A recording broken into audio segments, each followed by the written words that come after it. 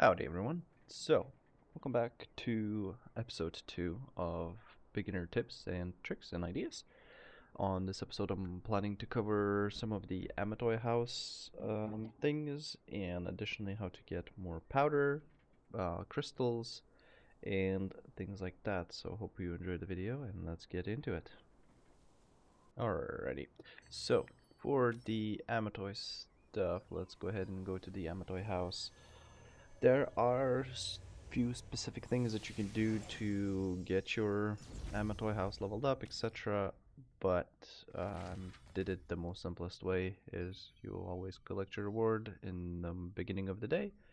You select an expedition, you do 8 hours, and you just forget about it. I will link I will add a link to the description of the video where you can find what specific area gives, because there are specific places that you can get uh, a mount from. So, for example, from the Shattered Temple, I got a wolf mount, which is quite cool, and then some specific ones can give you a fishing pole, etc. So, I think that is a great way of um, doing that. So, they give a specific XP amount. I don't think I can show you what other ones give now. I guess I can cancel real quick. So these are basically the same XP amount. These would be lower.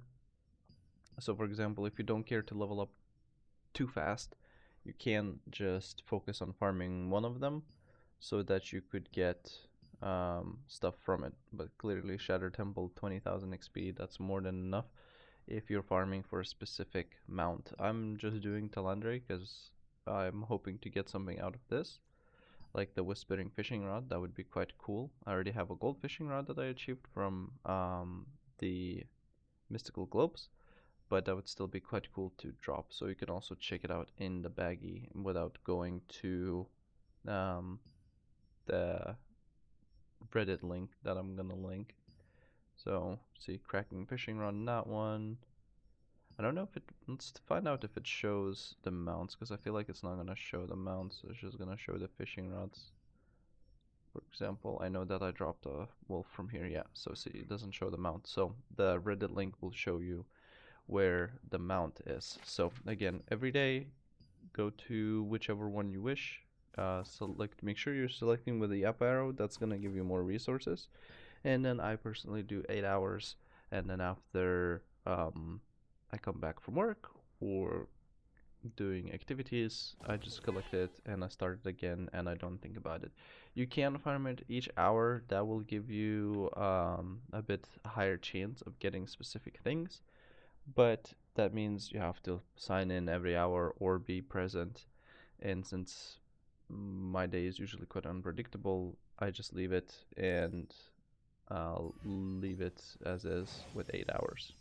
Alrighty, we're back at the guild merchant. I'm gonna go ahead and show you a really good way of earning powders.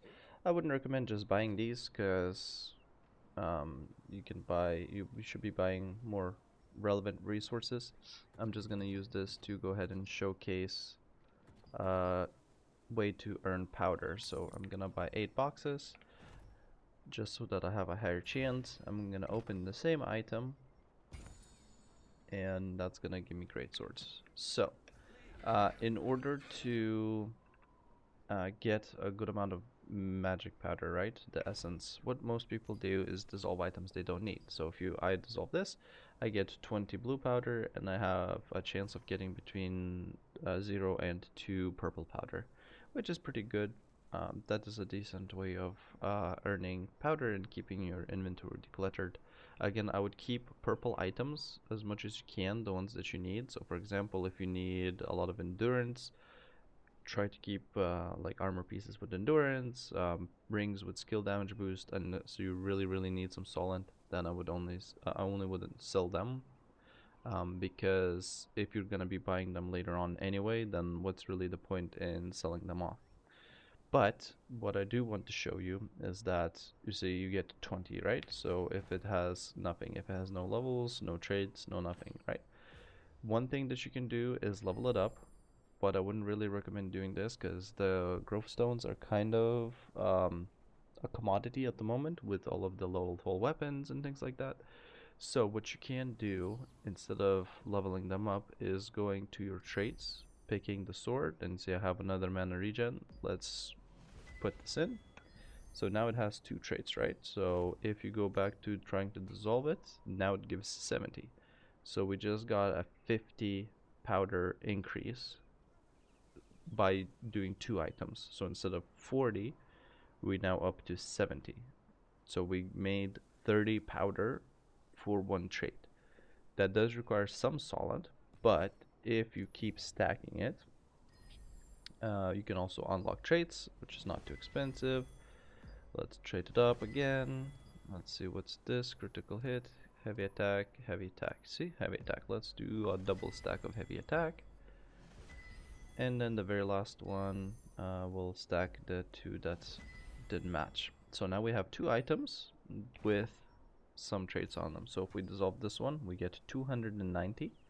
This is 2, 4, 6 items. So even if we did them individually, right, it would be 6 times 2, which would be 120 essence. Now we're getting 290, which is more than double.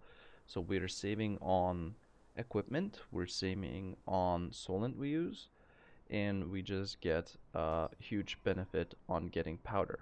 This is amazing to get powder. Alrighty guys, so in order to earn some polished crystals, what you're gonna have to do is create a party. And once you're in a party, you can go to Tyrant's Isle. You can enter it. You don't need a lot of power here. But basically what you do, right, is once you enter, you run all the way to the first boss where my guildmate is already at. And then you just go ahead and kill him. It shouldn't be really hard, it should be pretty decent in terms of difficulty, especially if you're like close to 4k power score. Oh my goodness, unless you get ganked like that. And then, oh my god. Once you kill him, you get some polished crystals, and then you can just leave. And that would be the best way to earn polished crystals. Cool. Let's move on to the next thing. So this is something that I discovered very recently and I feel a bit silly about. I thought I was saving some inventory space, but it turns out I was not. So let me go ahead and show you what I mean. So for example, right, you have your inventory, yada yada. The thing that I thought was saving me space, but apparently is not, is I thought if I have, you know, gear equipped, it saves space in my inventory. So for example, I have 132, and I thought that if I put something in here, it's gonna save me some space. So, but if I take it off and go to my inventory, it's still at 132. That is a bit interesting because that means you don't get to um, expand your inventory basically for free. And I thought the same was with fishing rods. So see, I have a couple golden ones, I have a platinum one, and I was at 132. So if I remove this fishing rod and I go into my inventory, I'm still at 132.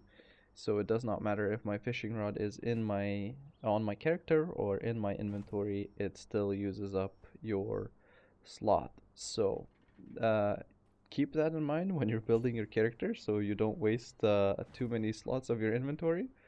That can free up a bunch of room for you. I still need the double set because I have both a healer and a DPS build. This is like my great sword spear build that I'm using for my bow staff, which is beside the point. But this does not save you inventory space, and that is a bit sad. So keep that in mind. And to finish off the video, I'm going to go ahead and show you some tips and tricks with your runes and your artifacts. A couple things that you can do and I highly recommend is, for example, if you get a bunch of these green artifact chant chests, instead of opening them and cluttering your inventory, what you can do is go to straight to material transmutation, artifact, scroll down, you have your greens, hit it, hit max, and they go straight in there. Then you can go ahead and click it on to convert points, and that way you'll be able to convert them. And this way you'll have more storage for your blues. without cluttering it up too much. And then I recommend after each run you go back to your build and make sure you are keeping the ones that you need and dissolving the other ones into the points so that you can transmute them into more drops. So make sure to always stack it up to tier 5, because once you get it up to tier 5, you'll get a higher chance of getting a blue and a chance to get a 3 chest. So 1 plus 3, that's always good. If you go to for like a tier 4, you have a chance of getting green and the blue, and then the lower you go, the worse chances you have at blue. So I highly recommend going up to 5.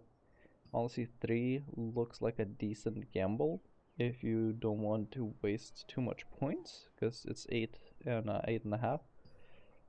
But you do get less chests, because over here you guaranteed get 1 of these and 3 of these, so you get a total of 4 chests.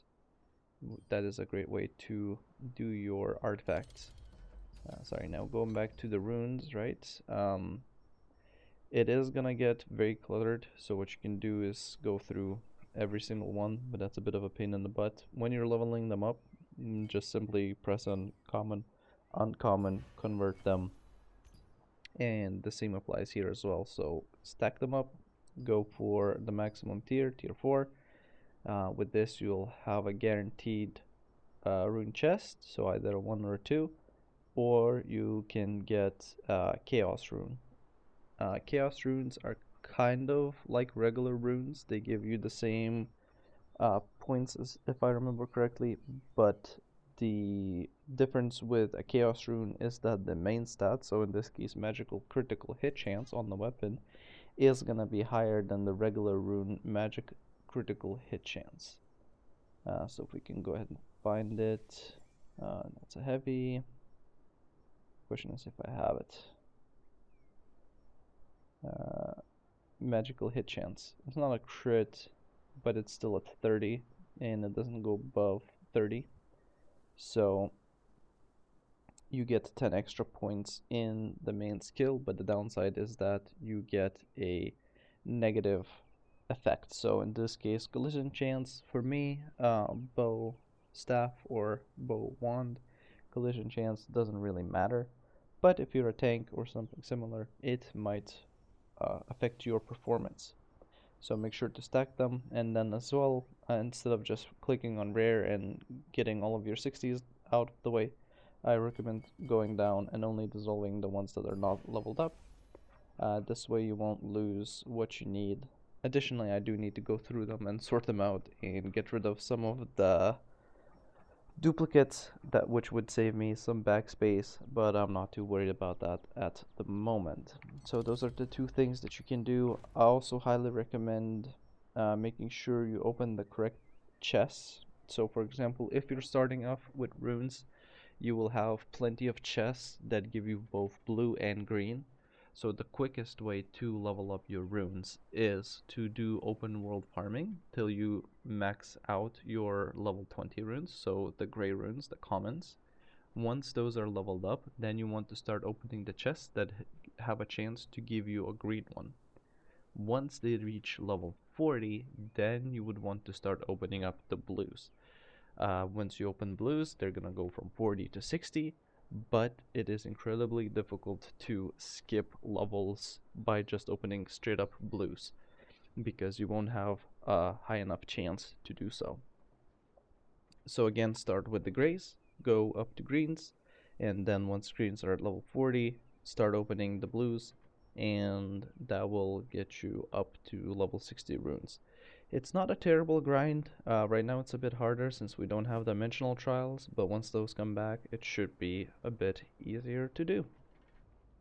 I want to thank you all for joining on another video. I hope you enjoyed it. I hope you found some useful information here.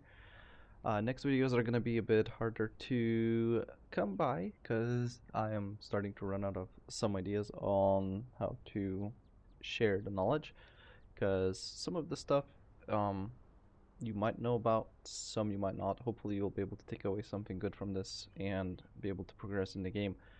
I'm gonna do my best to remember some of the other tips and tricks I've used in the game to catch up and be on par with other players. And once I do, I'll make sure to share them with you. Again, I hope you all have a wonderful day and I hope to see you in the next one. Bye bye.